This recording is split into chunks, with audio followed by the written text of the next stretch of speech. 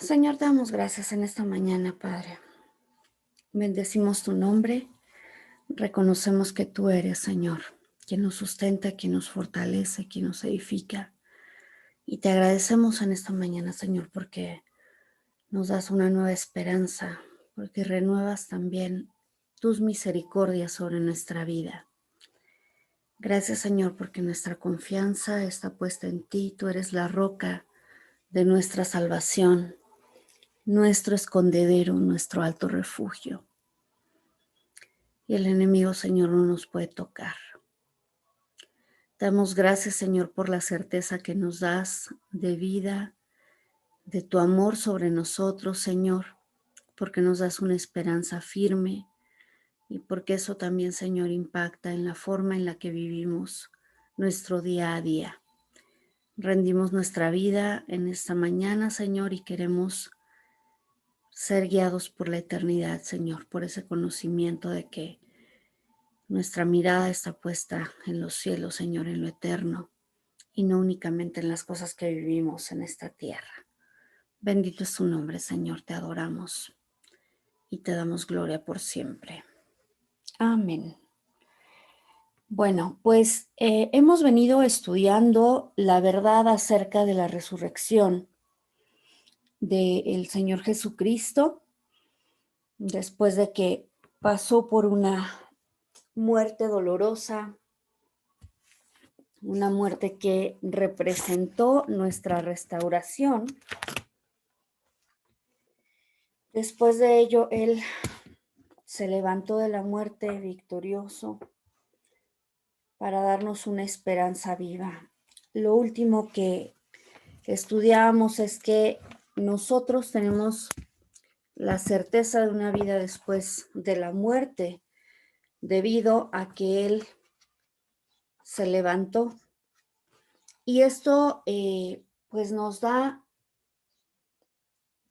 la seguridad de que así como el Señor Jesucristo venció a la muerte, nosotros también nos podemos levantar en victoria, sin temor a la muerte, sin temor a lo desconocido, a lo que nos espera después de esta vida, de entender que no únicamente recibimos esa gracia y esa esperanza de una vida eterna, sino que además eso nos da la posibilidad de confiar que va a llegar un día en el que nosotros vamos a poder encontrarnos con el Señor.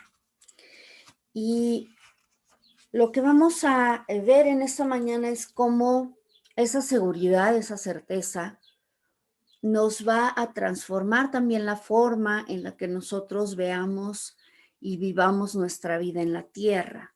Sí, entonces, en esta ocasión vamos a ver cómo podemos vivir con el cuerpo, dice, en la tierra, pero nuestros corazones en el cielo.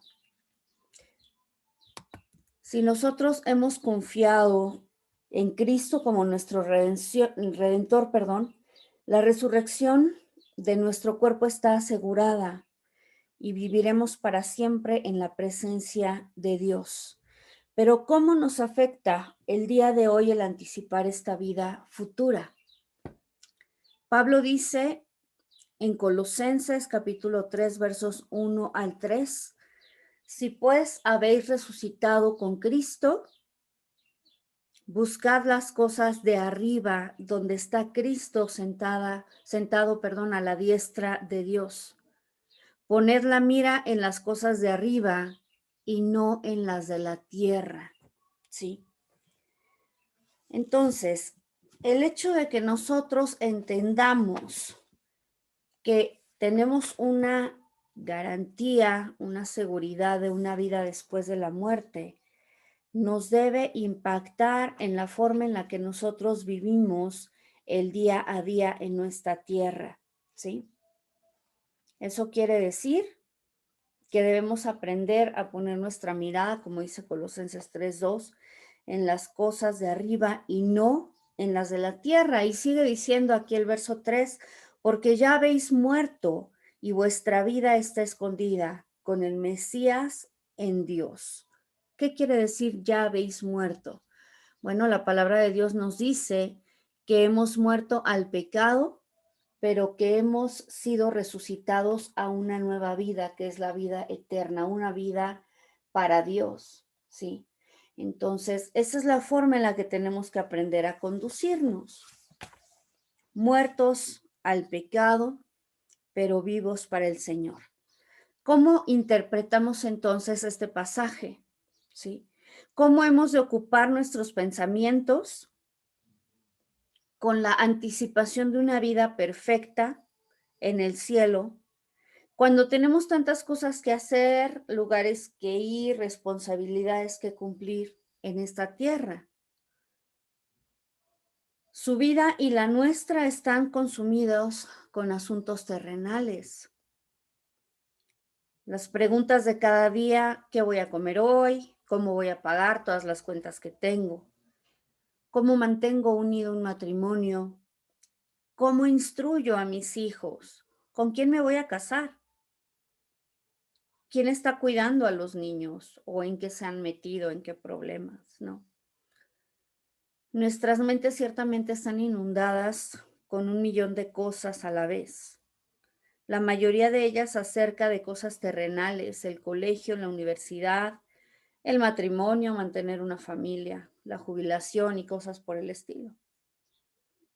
Sin embargo, la palabra de Dios nos hace una advertencia. Nos dice: no os hagáis tesoros en la tierra, donde la polilla y el orín corrompen, sino haceos tesoros en el cielo, porque donde está vuestro tesoro, allí estará también vuestro corazón. En ese mismo pasaje, que es Mateo capítulo 6, el Señor nos llama a no afanarnos por nuestra vida, a no estar ansiosos acerca de lo que vamos a comer o lo que vamos a beber o acerca de lo que vamos a vestir. Dice: porque los gentiles buscan todas estas cosas. ¿Quiénes son los gentiles? Aquellos pues que no conocen a Dios. Dice: pero vuestro Padre Celestial sabe que tenéis necesidad de todas ellas. Mas buscad primeramente el reino de Dios y su justicia, y todas estas cosas os serán añadidas. Si nosotros recordamos las primeras clases que tomamos,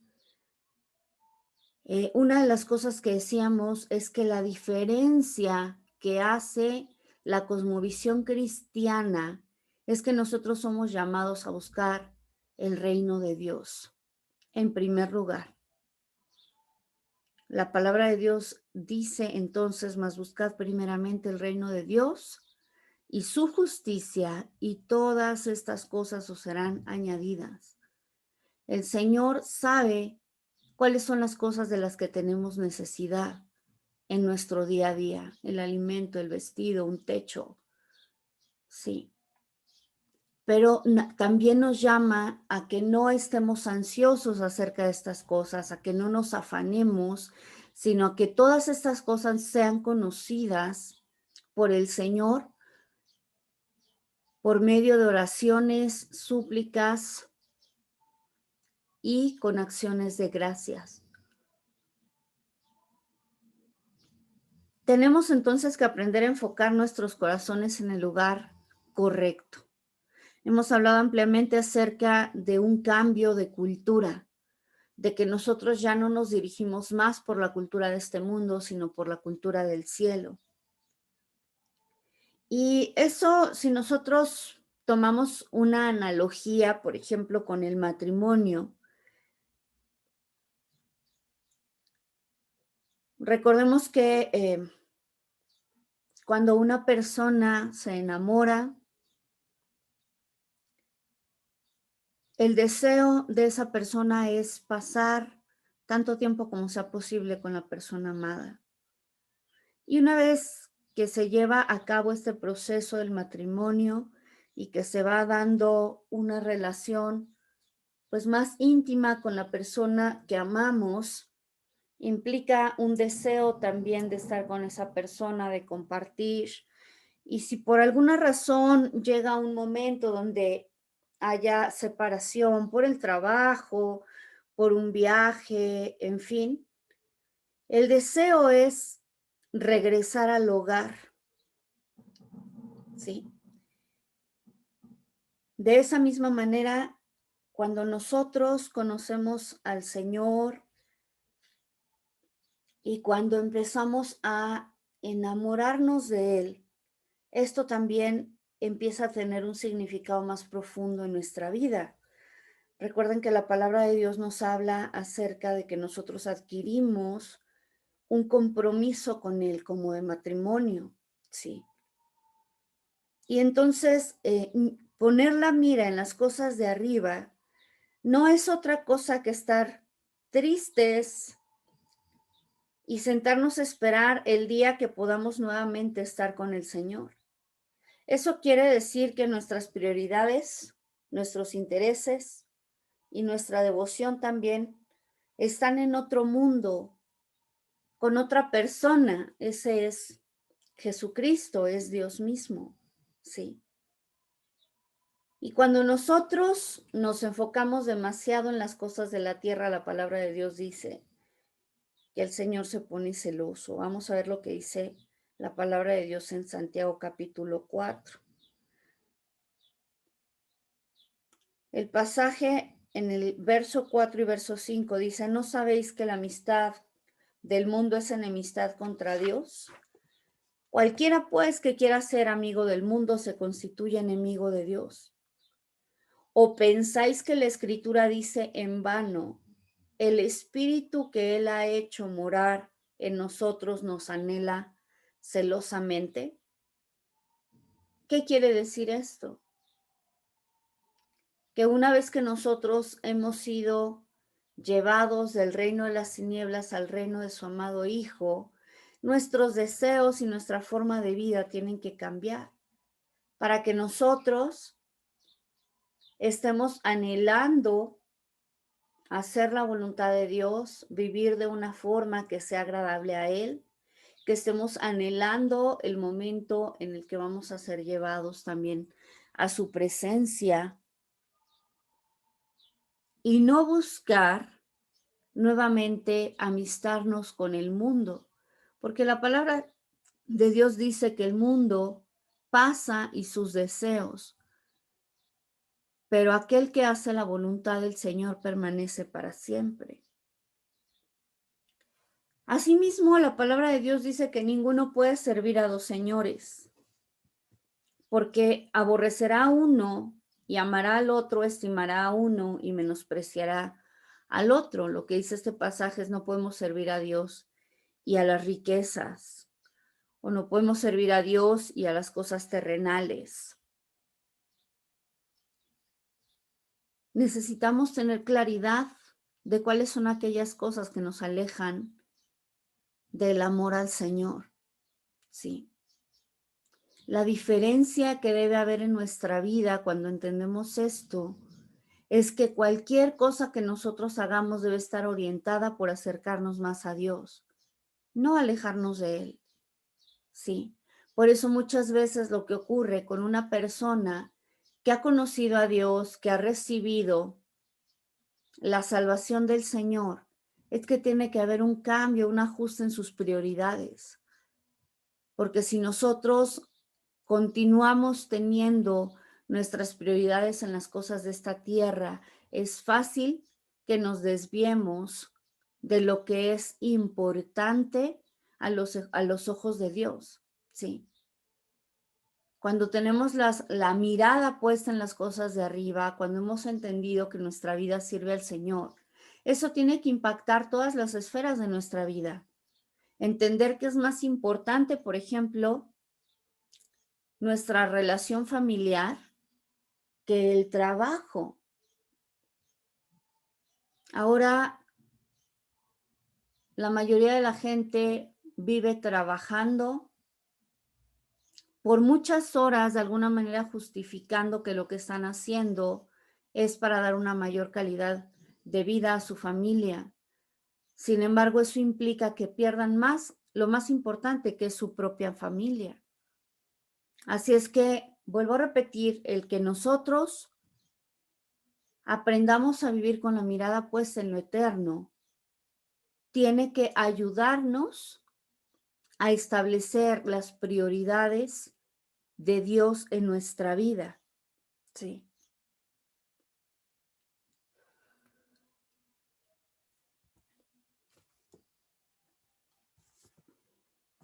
Tenemos que pensarnos con frecuencia qué es o cuál es la forma en la cual nosotros debemos conducirnos. Debemos tener presente que nuestro hogar está con el Señor y debemos aprender a llenar nuestros pensamientos con el cielo, ¿sí? Nuestra mayor prioridad debe ser Dios mismo. Tenemos que aprender a amarlo y a desearlo como hemos deseado todos nuestros amores terrenales y las cosas de este mundo, ¿sí? Aprender a vivir en nuestros futuros hogares, es decir, como si ya viviéramos en el cielo con el Señor, aunque todavía nuestro cuerpo esté en esta tierra. Todo esto, como lo leíamos en Mateo, tiene que ver con el aprender a identificar cuáles son los tesoros en nuestra vida, ¿sí? Porque la palabra de Dios dice que donde esté nuestro tesoro, ahí va a estar nuestro corazón. Si nuestro tesoro está en un desarrollo profesional, es lo que voy a estar buscando. Si mi tesoro está en fama, en riqueza, en posesiones, hacia allá me voy a enfocar. Pero si mi tesoro está en hacer la voluntad de Dios, si mi tesoro está en entender que mis hijos son prestados y que mi responsabilidad es guiarlos para conocer al Señor, entonces mi enfoque va a cambiar, sí. La palabra de Dios habla en Filipenses 3:19 de aquellos, dice, cuyo Dios es el vientre, que viven para sus placeres terrenales. Somos seres humanos y compartimos los deseos, las pasiones humanas, ¿sí? Tenemos los mismos anhelos. Sin embargo, tenemos que aprender a sujetar los deseos terrenales. Dice la palabra de Dios, cuya gloria es su vergüenza, que solamente piensan en lo terrenal. Está hablando de estas personas, dice, cuyo Dios es el vientre. Pero tenemos que entender que al nosotros haber sido resucitados espiritualmente con Cristo, no estamos construyendo reinos terrenales, ni viviendo para los placeres de este mundo. En vez de eso, tenemos que entender lo que dice la palabra de Dios en Filipenses 3:20 y 21, que nuestra ciudadanía está en los cielos. Dice, de donde también ansiosamente esperamos a un Salvador, el Señor Jesucristo. Nuestra esperanza es que Él transformará el cuerpo de nuestro estado de humillación. Recuerden que también estudiamos esto. Este cuerpo que está sujeto a enfermedades, a dolor, a cansancio, a envejecimiento, que va a ser transformado de acuerdo al cuerpo de su gloria. Dice, por el ejercicio del poder que tiene aún para sujetar todas las cosas a sí mismo. Así es que nuestro enfoque en el futuro no nos debe sacar de este mundo necesariamente en términos físicos, o sea, no voy a empezar a vivir diferente a partir de que esté en el cielo, sino que aún estando en esta tierra, debo empezar a vivir aquí con mi mente puesta, con mi mirada puesta en Dios, ¿sí? Es decir, necesitamos mantener nuestra atención puesta donde debe estar, que es en los cielos, aún estando aquí. Cuando Jesús ora por sus discípulos, hablábamos la semana pasada del último tiempo que pasó con ellos antes de ir a la cruz del Calvario. La oración de Cristo en Juan 17, del 15 al 17, fue: no ruego que los quites del mundo. O sea, no es que como ya me aceptaron, entonces todos en ese momento morimos a este mundo y pasamos a la presencia de Dios, sino que la oración es: no ruego que los quites del mundo, sino que los guardes del mal. No son del mundo, dice la palabra de Dios, como tampoco yo soy del mundo. Pero el hecho de entender nosotros que no somos de este mundo nos tiene que llevar a una vida de santificación. Por lo tanto, la oración de Cristo es: santifícalos en la verdad. Tu palabra es la verdad. Ya aprendimos la lección pasada, que una vez que nosotros hemos recibido la redención que Cristo nos da, nos corresponde también un camino de santificación que inicia en ese momento y que dura toda la vida. Pero para lograr esa santificación es necesario que estemos meditando en la palabra de Dios todos los días, que esto se convierta en una realidad en nosotros. El vivir en este mundo con nuestros corazones en el siguiente quiere decir que debemos estar ocupados en los negocios y en las actividades que nos rodean. O sea, sí tenemos que hacer lo que nos corresponde en esta tierra. Sin embargo, el hecho de que nuestros corazones están enfocados en el siguiente reino nos capacita para ser más eficaces en los negocios de Dios, aquí y ahora, viviendo su verdad, pero edificando su reino. Les voy a mencionar una cita que hace un apologista que se llama C.S. Lewis, y él dice: si usted lee la historia, encontrará que los cristianos que hicieron más por el mundo del presente fueron aquellos que pensaron más acerca del siguiente. Los apóstoles mismos, quienes iniciaron la conversión del Imperio Romano, los grandes hombres que fueron líderes en la Edad Media, los ingleses evangélicos que promovieron la abolición del comercio de esclavos, todos dejaron su huella en este mundo precisamente porque sus mentes estaban ocupadas con el cielo. Y es cuando los cristianos han dejado de pensar en el otro mundo que se han hecho ineficaces en este. Fíjense bien lo que dice esto. Cuando nosotros dejamos de poner nuestra mirada en el reino de los cielos, nos hacemos ineficaces también para vivir en este mundo. Apunta al cielo y serás incluido. Apunta a la tierra y no obtendrás ninguna de las dos cosas. ¿Por qué? Porque nosotros como hijos de Dios tenemos una meta, y esa meta es espiritual y es eterna. Y cuando perdemos de vista nuestro objetivo, que está en los cielos, para buscar las cosas terrenales, entonces no únicamente perdemos los tesoros celestiales, sino que tampoco somos eficaces para lograr lo que ofrece este mundo, porque las cosas que ahora, siendo hijos de Dios, intentamos obtener del mundo ya no nos llenan como antes lo hacía. Nuestra naturaleza ahora es diferente, nuestra vida es distinta, nuestras prioridades han cambiado. Así es que nuestro enfoque debe estar puesto en el cielo. La palabra de Dios, hablando acerca de David, quien era un hombre conforme al corazón de Dios, dice que él gobernó la nación de Israel muy bien y logró mucho en esta tierra. A pesar de que su corazón estaba fijo en Dios, él seguía obedeciendo sus mandamientos en cuanto a cómo vivir su vida en la tierra.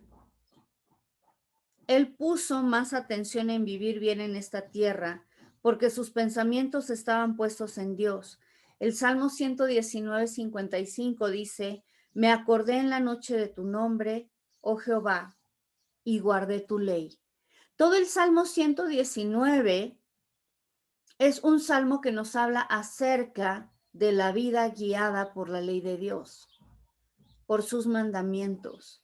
Pero no lo expresa David en términos de queja, en términos de frustración, de ay, qué difícil es guardar la ley de Dios, de cómo me choca seguir tus mandamientos, sino que todo el capítulo 119, que además es el salmo más largo, habla acerca del deleite que sentía David por poder guardar el mandamiento del Señor.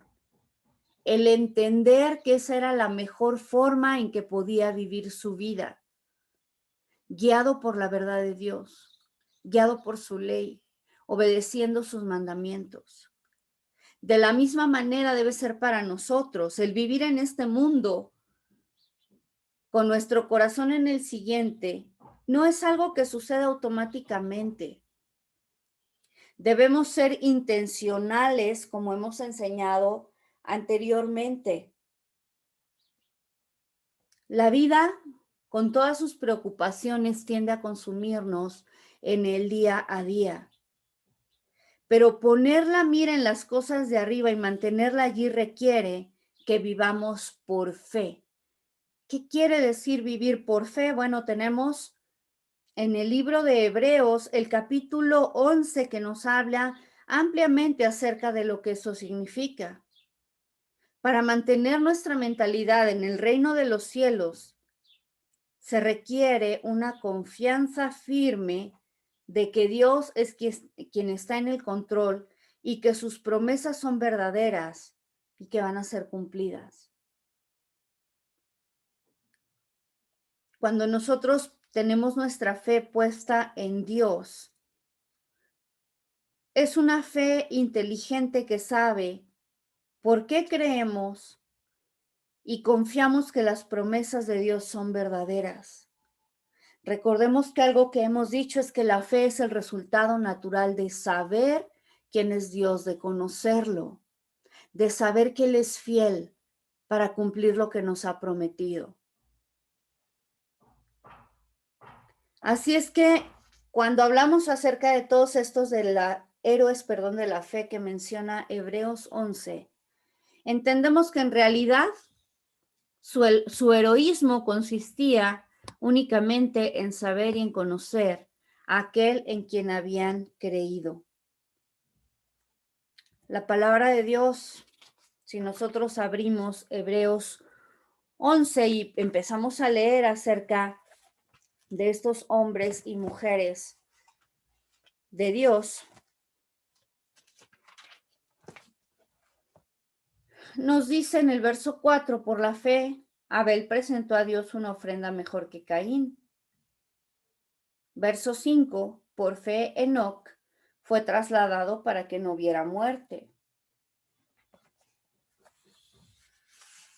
Verso 7, por la fe Noé, habiendo sido advertido acerca de cosas que aún no se veían, movido de reverente temor, construyó un arca para salvación de su casa. Y así de cada uno de estos hombres. Por la fe Abraham, siendo llamado, dice, obedeció para salir al lugar que había de recibir como herencia. Pero la palabra de Dios habla, ¿sí?, acerca de algo especial en los versos 13 al 16. Y dice, conforme a la fe, murieron todos estos, no habiendo recibido las promesas, sino mirándolas de lejos. Las creyeron y las saludaron, confesando así que eran extranjeros y peregrinos en la tierra. Porque los que dicen estas cosas dan a entender que buscan una patria. Y si ciertamente se acordaran de aquella de donde salieron, hubieran tenido tiempo de regresar, pero anhelaban, dice, una mejor, esta es la celestial, por lo cual Dios no se avergüenza de llamarse Dios de ellos, pues les preparó una ciudad. Ellos, aunque estaban en esta tierra, tenían su mirada puesta en la ciudad celestial, en la promesa de Dios que les iba a dar a futuro. Y nosotros vemos cómo muchas de las promesas que el Señor les da no vieron su cumplimiento a lo largo de su vida, sino que dice que las saludaron de lejos. Vemos nosotros el caso de Abraham. Dios le había prometido que por medio de él, de su simiente, serían benditas todas las familias de la tierra. Y esto se vino a cumplir miles de años después por medio de Jesucristo. Imposible que Abraham viera el cumplimiento de esta promesa. Sin embargo, la palabra de Dios dice que él lo vio de lejos y lo saludó. ¿Cuándo? Cuando el Señor le pide en Génesis capítulo 22 que ofrezca a su hijo Isaac. La palabra de Dios dice, si quieren acompañarme,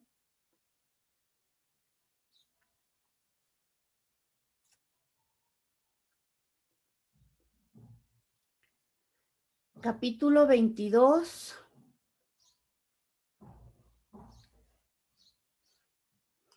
verso 7, dice la palabra de Dios, e Isaac habló a su padre Abraham diciendo, Padre mío, y él respondió, heme aquí, hijo mío, perdón, denme un segundo, es el verso, vamos a leer desde el verso 4, dice, y al tercer día, Abraham alzó sus ojos y divisó el lugar desde lejos. Está hablando aquí del lugar al que Dios le había hablado que trajera a Isaac para ofrecerlo como sacrificio. Y él vio el lugar desde lejos. Y yo les puedo decir que con seguridad el Señor le mostró que en este mismo lugar donde él estaba a punto de sacrificar a su hijo sería el mismo lugar donde él un día traería a Cristo para que fuera sacrificado. Sin embargo, aquí la diferencia es que Cristo sí fue sacrificado, a diferencia de lo que pasó con Isaac. Vemos que Isaac dice, el verso 7, habló a su padre diciendo, Padre mío, y él respondió, heme aquí, hijo mío.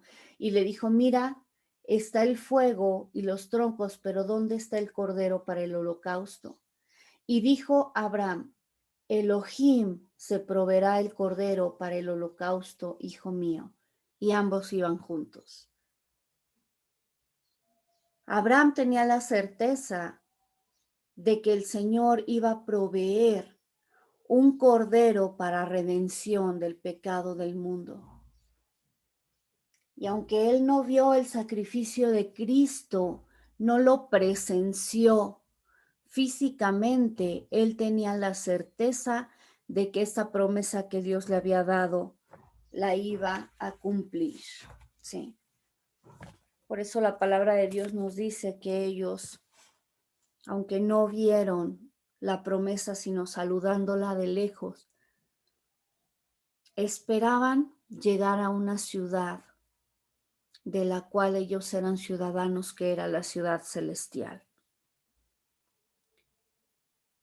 Es por causa de esta fe, de esta promesa que Dios nos ha dado, de que tendremos una vida eterna en la presencia del Señor, que nosotros podemos soportar los sufrimientos, pruebas y dificultades que hay aquí en la tierra. Es esta fe la que hace que nosotros coloquemos nuestros ojos y nuestros corazones en el gozo futuro después de la muerte.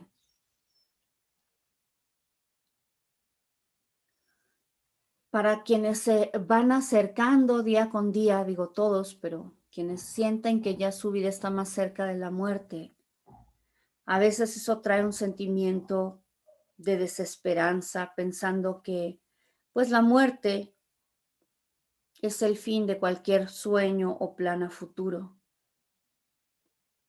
Sin embargo, cuando nosotros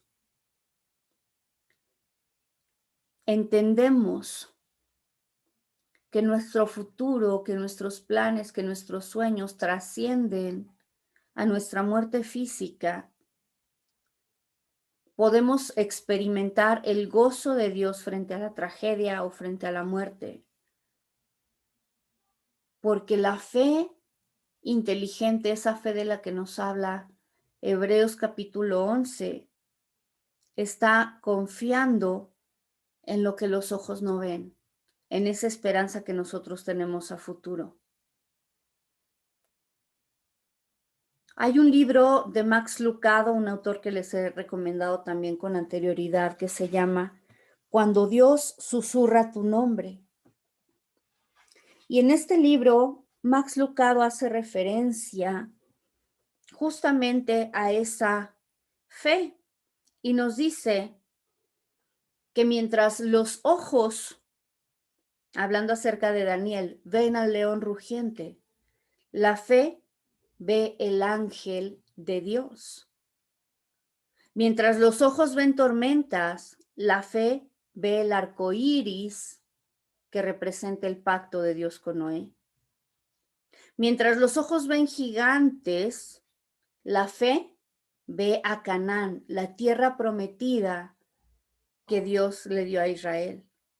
Mientras los ojos ven nuestros errores, la fe permite que Dios vea al Salvador en nosotros. Mientras mis ojos ven culpa, la fe ve la sangre de Cristo.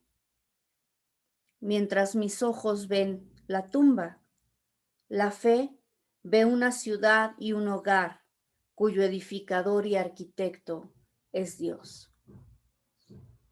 Podemos perdernos en las circunstancias de nuestra vida o podemos decidir mantener nuestra fe y nuestra mirada puesta en Dios. Ciertamente estamos rodeados y vivimos en un mundo que clama por nuestra atención y trata de desviar nuestros corazones en su dirección. En un mundo lleno de ocupaciones que nos lleva a lidiar con la vida y todas sus dificultades y problemas. Ese es el mundo en el que vivimos, el que vemos día a día. Pero nuestra tarea de todos los días es aprender a ver el mundo que es invisible a nuestros ojos, que solo puede verse por fe. Este capítulo de Hebreos termina con una lista que incluye ejemplo tras ejemplo de personas que ansiaban otro reino y que lo vieron por fe.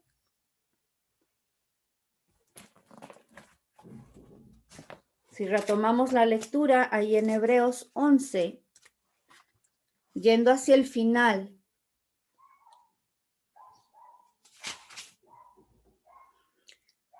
dice lo siguiente.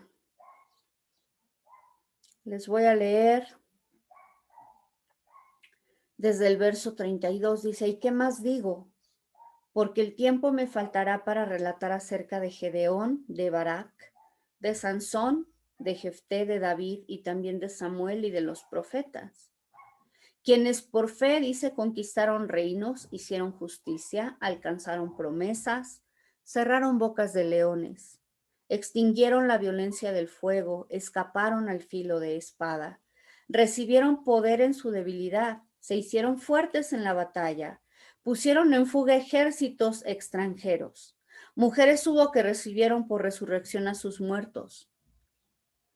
Y todo hasta aquí suena muy lindo y esperanzador, pero también dice la palabra de Dios, otros fueron torturados al no aceptar liberación para alcanzar otra resurrección mejor. Y otros sufrieron la prueba de escarnios públicos y azotes, además de cadenas y cárcel. Fueron apedreados, tentados, aserrados. Murieron pasados a cuchillo, anduvieron errantes, vestidos con pieles de ovejas, con pieles de cabras, indigentes, afligidos, maltratados. El mundo no era digno de ellos, dice la palabra. Deambulando por desiertos y montes, en las cuevas y cavernas de la tierra. Y todos estos, dice, aunque alcanzaron buen testimonio mediante la fe, no recibieron la promesa. Y sería muy triste que terminara ahí la palabra de Dios. Pero el verso 40, dice, habiendo Dios provisto para nosotros alguna cosa mejor, para que ellos no fueran perfeccionados aparte de nosotros. Pero la palabra de Dios, si seguimos leyendo, nos habla que este debe ser también nuestro motor para vivir la vida cristiana.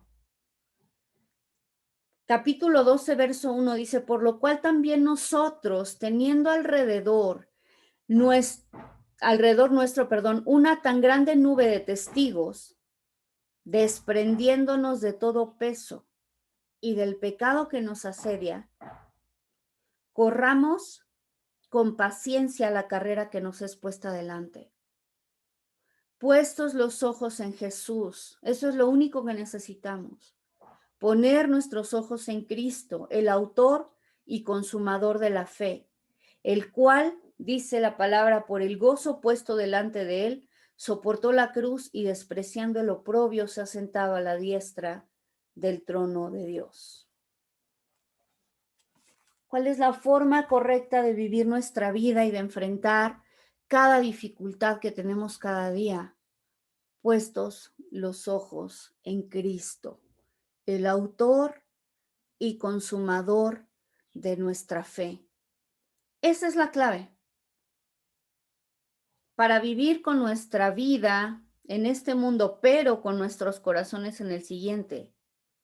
Se requiere una fe que ponga nuestros ojos en Jesús. El deseo de Dios es que nosotros lo anhelemos, que lo extrañemos, que tengamos sed de Él. Que seamos como el rey David, quien dice en otro salmo, como el ciervo brama por las corrientes de las aguas, así clama por ti, oh Dios, el alma mía.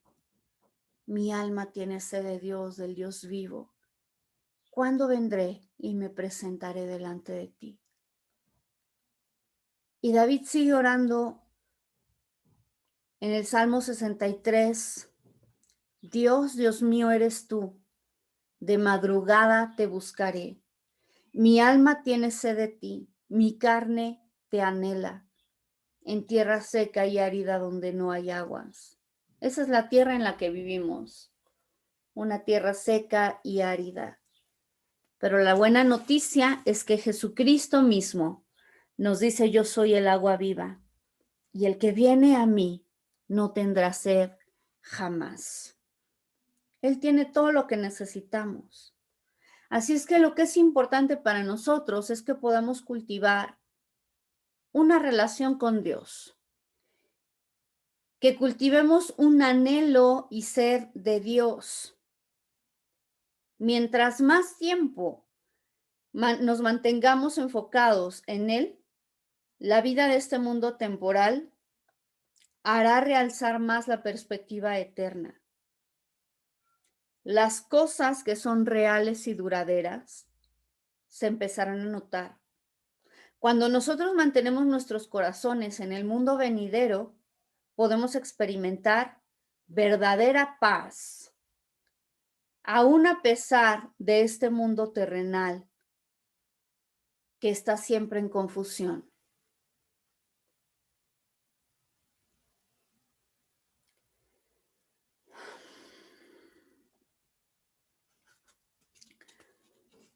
Un autor llamado Calvin Miller lo describe de esta manera. Dice, Dios se hace visible para aquellos que lo buscan en el lugar correcto. No vamos a encontrar a Dios en el Facebook o en las telenovelas o en la música secular. No lo vamos a encontrar en nuestro día a día en las cosas que son de este mundo. Por lo tanto, ningún ojo literalmente lo puede ver, ningún oído lo puede oír, ninguna mente lo puede percibir. Esconde su vastedad solo en las más profundas dimensiones de nuestra existencia interna. Recuerden que la palabra de Dios dice que Él es espíritu y Él busca adoradores que le adoren en espíritu y en verdad. El mundo en el que vivimos es un mundo de relaciones externas. En este mundo es donde hacemos pues amistades, donde alcanzamos el éxito terrenal. En este ocupado y preocupado mundo tenemos citas, afrontamos desilusiones, forzamos a nuestras almas guiadas por el ego a tratar de adquirir poder. En la superficie de nuestra vida, las cosas frenéticas y dispépticas nos dominan, pero en nuestros corazones la cosa es diferente. En 1 Corintios 2:10 dice la palabra de Dios, pero Dios nos las reveló a nosotros por el Espíritu, porque el Espíritu todo lo escudriña aún lo profundo de Dios. Lo profundo es la morada de Dios. Lo profundo es la característica del océano. Vean qué bonita está esta analogía. Sostenga la metáfora por un momento y saboree la lección que nos da ahora mismo, porque es en lo profundo donde el ruido y la basura de la superficie no llega. Allí el océano está quieto y sereno. No hay sonido que rompa el asombroso silencio del fondo del océano. La mayoría de los cristianos, sin embargo, pasan sus vidas siendo arrojados tumultuosamente por la superficie de las circunstancias de sus días. Su estilo de vida espumoso marca la naturaleza superficial de sus vidas. Pero aquellos que sondean las cosas profundas de Dios descubren verdadera paz por primera vez. ¿Qué es lo que nos está diciendo este autor? Lo que nos está diciendo es que en la medida que nosotros vivamos enfocados en nuestras circunstancias, me viene a la mente el momento en que los discípulos están en la barca y dice la palabra de Dios que están en el mar de Galilea y se desató una tormenta. Y en medio de la tormenta ellos estaban temerosos, angustiados de que iban a naufragar. Pero el contraste es que dice la palabra de Dios que Cristo estaba durmiendo. Él podía estar en completa paz en medio de la tormenta. La razón era que Cristo tenía su confianza plena en Dios. La diferencia en la vida de un cristiano la va a hacer en donde ponemos nuestra mirada. Si yo estoy viendo constantemente mis circunstancias, las personas a mi alrededor, voy a vivir en intranquilidad constante todos los días, preguntándome por qué me ocurre esto, por qué me ocurre lo otro, qué pasa con la gente a mi alrededor. Pero la diferencia en la vida de un hijo de Dios la va a hacer, no el que cambien sus circunstancias, ojo, las circunstancias van a ser las mismas, pero la diferencia va a ser el tiempo que pasa en comunión con Dios. Porque ese tiempo de comunión con Dios es un tiempo de paz, de remanso.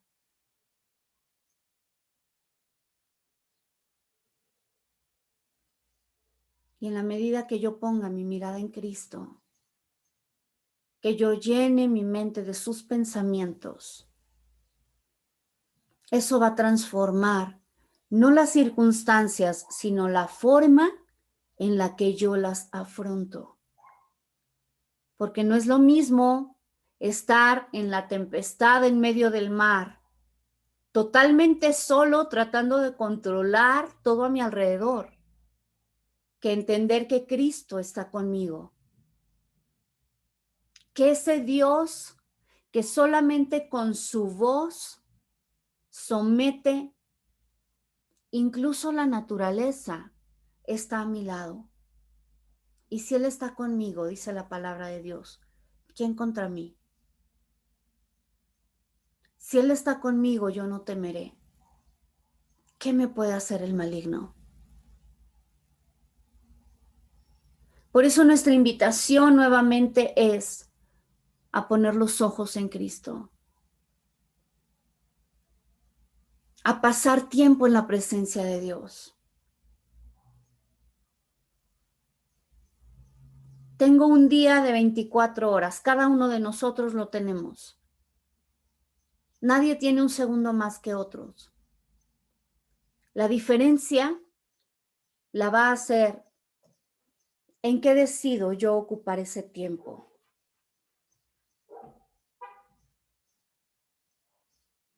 Si en esas 24 horas yo no tengo ni siquiera 5 minutos para pasar en la presencia de Dios, es comprensible que viva afanada, preocupada, triste, enojada por las circunstancias. La pulga. No, no. Entonces.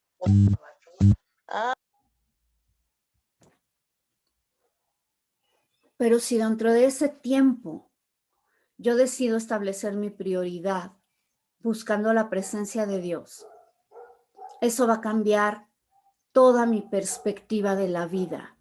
Voy a poder enfrentar mi día a día de una manera diferente.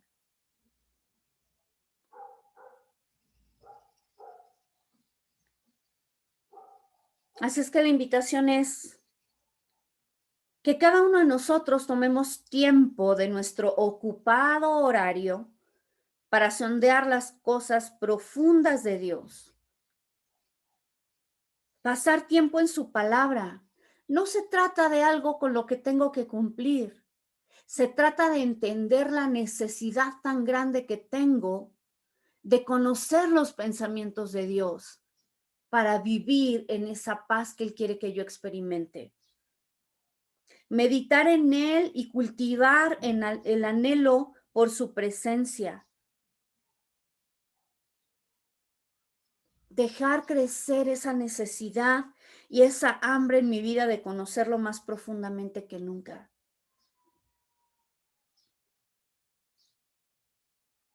Ver a Dios por fe en el nuevo hogar que espero a futuro. Alabarlo por adelantado por el nuevo cuerpo que me dará gracias a su resurrección. No fijarme en la enfermedad con la que estoy lidiando el día de hoy, sino decirle a Dios gracias, porque yo sé que esto es temporal, pero sé también que tú me vas a dar un cuerpo glorificado. Alabar a Dios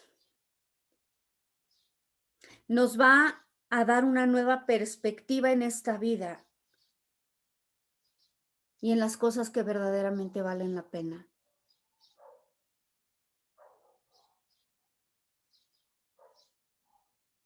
Vamos a leer, acompáñenme al Salmo 63.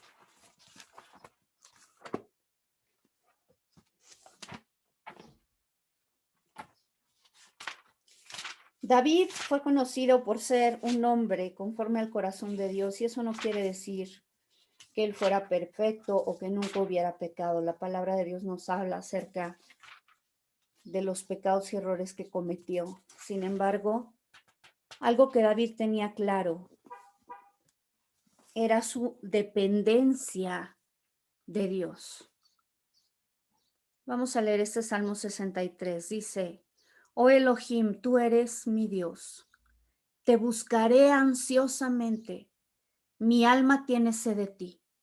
Mi carne desfallece por ti. En tierra seca y yerma donde no hay agua. Así te he buscado en el santuario para ver tu poder y tu gloria, pues tu misericordia es mejor que la vida. Mis labios te alabarán. Te bendeciré mientras viva. En tu nombre alzaré mis palmas.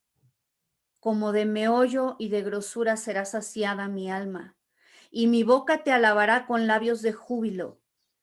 Cuando en mi lecho me acuerdo de ti, en ti medito en las vigilias de la noche.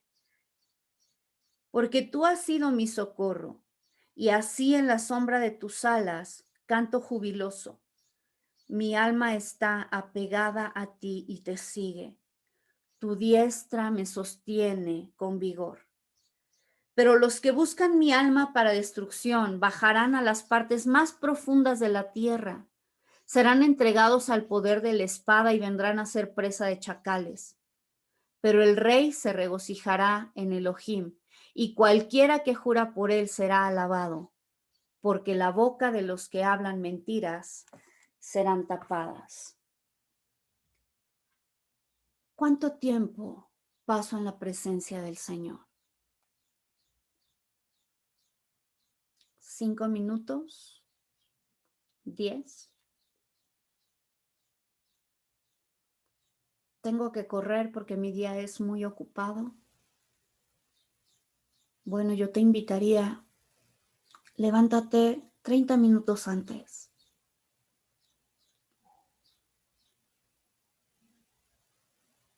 Y dedica ese tiempo para estar en la presencia de Dios. Ora y medita en su palabra. Y te aseguro que vas a ver una diferencia en tu vida.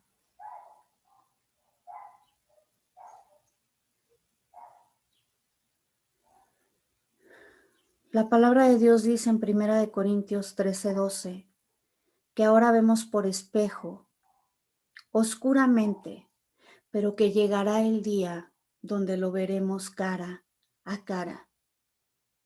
Dice, ahora conozco en parte, pero entonces conoceré como fui conocido. La palabra de Dios nos dice en 1 Juan 3:2 y 3. Queridos hermanos, dice, ahora somos hijos de Dios, pero todavía no se ha manifestado lo que habremos de ser. Sabemos, sin embargo, que cuando Cristo venga seremos semejantes a Él, porque lo veremos tal como Él es. Y todo el que tiene esta esperanza en Cristo se purifica a sí mismo como Él es puro. Cuando yo entiendo que mi vida no termina en esta tierra, cuando yo entiendo que viene una eternidad que voy a vivir en la presencia del Señor y soy guiado por esa eternidad, la palabra de Dios dice que eso trae en mí el deseo de purificarme, porque sé con quién me voy a encontrar. Y así como es puro Él, yo también quiero ser pura para estar en su presencia. Qué importante es que nosotros podamos vivir teniendo nuestra mirada puesta, no en esta tierra. Es muy fácil, muy, muy fácil que nos distraigamos con las cosas de esta tierra. Pero nuestro reto todos los días debe ser poner nuestra mirada en Cristo, poner nuestra mirada en lo eterno. Porque cuando nosotros hagamos eso, nuestra vida va a ser cambiada. Vamos a poder recibir la paz de Dios en nuestra vida, experimentarla. Insisto, no que las circunstancias cambien, pero lo que cambia es la actitud con la cual yo enfrento la vida cada día, sabiendo que Cristo está de mi lado, que el Dios todopoderoso, creador del universo, está conmigo. Y cuando yo entiendo eso, mi vida cambia. Vamos a orar. Señor, te damos gracias en esta mañana por tu palabra. Te damos gracias, Señor, porque tú nos das una esperanza viva, una esperanza real. Entendemos que nuestro paso por esta tierra es solamente temporal, que las circunstancias que cada uno de nosotros tiene que enfrentar, que muchas veces a nuestros ojos son difíciles, quizá pasar por una enfermedad, por las dificultades que implica un matrimonio o la crianza de los hijos, por dificultades financieras. Si nosotros estamos lejos de ti, Señor, todo ello son cosas que nos pueden abrumar, que nos pueden ahogar.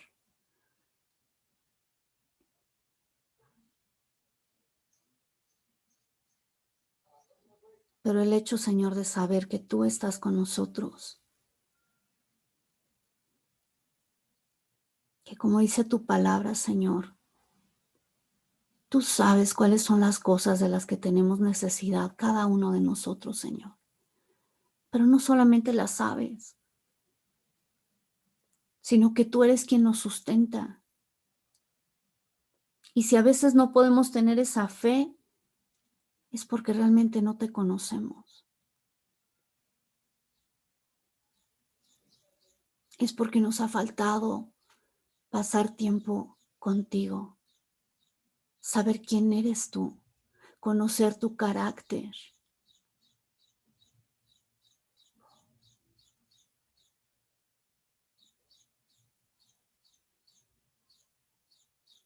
Señor, pon en cada uno de nosotros un anhelo cada vez mayor por experimentar tu presencia, Señor. Un anhelo mayor por estar en tu casa, estar en tu presencia, por aprender a conocerte. Que como Job podamos decir, de oídas te había oído, mas ahora mis ojos te ven. Permite, Señor, que cada uno de nosotros podamos experimentarte de manera personal.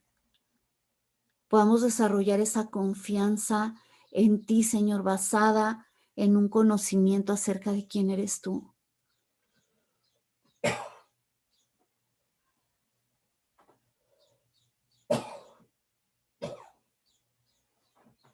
Señor, queremos pasar tiempo contigo. Te pedimos perdón, porque quizás si en tantos años no hemos tenido esa certeza de una vida eterna, si hemos perdido, Señor, la fe o la confianza en ti, muy probablemente es, Señor, porque nos hemos olvidado de cuánto nos es necesario pasar tiempo en tu presencia, pasar tiempo escudriñando tu palabra. Queremos conocerte cada día un poco más.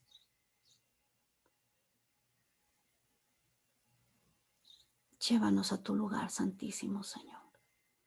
Atráenos a ti, como dice tu palabra, con lazos de amor, con cuerdas de ternura. Que cada día, Señor, podamos aferrarnos a ti. Queremos experimentar la verdadera vida de fe.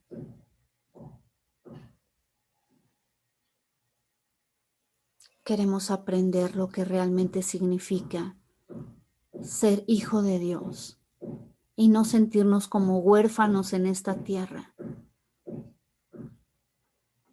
como si todo estuviera perdido y a nadie le importara nuestra vida.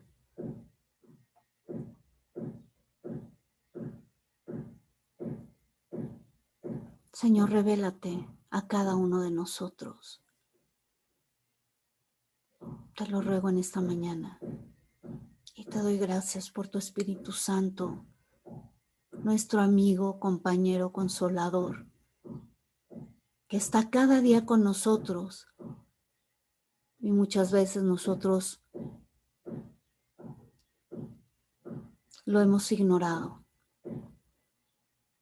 Pero tu promesa fue, Señor, que estarías con nosotros todos los días hasta el fin del mundo.